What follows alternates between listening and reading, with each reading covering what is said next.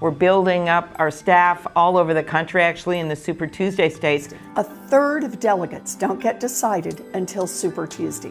Super Tuesday is coming. With each presidential election comes another round of Super Tuesday primary votes. Super Tuesday is the day when the greatest number of states hold primary elections as part of the selection process for party nominees who will face off in the November general election. It is the single biggest day of voting. There is no national primary for the Democratic Party, or the Republican one for that matter. Super Tuesday comes the closest. Historically, it's fallen in February or March and spans a different grouping of states each time around. The primary voting day political pundits have been talking about for months finally arrived today. In 2020, Super Tuesday falls on March 3rd and will yield about 1/3 of the total delegate allocation. These delegates come from the 14 participating states, including Alabama, Arkansas, California, Colorado, Maine, Massachusetts, Minnesota, North Carolina, Oklahoma, Tennessee, Texas, Utah, Vermont, and Virginia.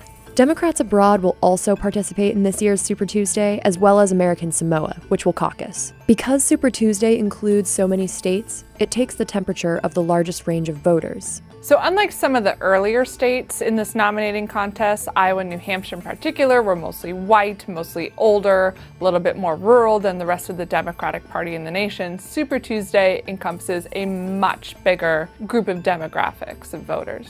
We haven't heard from the most committed constituency of the Democratic Party, the African American community.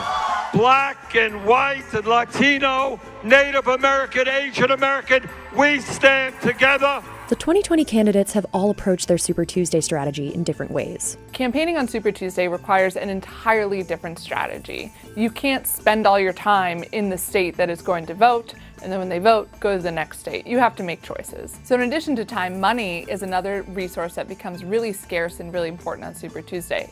I am once again asking for your financial support. If you're spending time in one state, ideally you want to be running ads in all the other states. This is where former New York City Mayor Michael Bloomberg has a really interesting strategy for running for president. He is not competing in these first 4 early states. You don't see many presidential candidates here in Chattanooga, I'm told.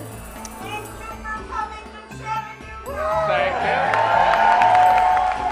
So this is the first time Bloomberg will actually be on the ballot, and it comes after spending hundreds of millions of dollars on ads nationally and particularly in these Super Tuesday states. With the Iowa caucuses and New Hampshire primary yielding mixed results, voters and candidates alike are looking to Super Tuesday to solidify the frontrunners. Super Tuesday will almost certainly narrow the field. It's also possible, though, that what happens on Super Tuesday doesn't provide clarity to the field. What happens if a cluster of states over here chooses this candidate, these states choose this candidate, this state chooses this candidate. A number of candidates could come out of Super Tuesday saying, I did well, I want to keep going. Super Tuesday is definitely not the end of this nominating contest. There are primaries and caucuses that go all the way into June. What happens on Super Tuesday could make or break the race, or it could not.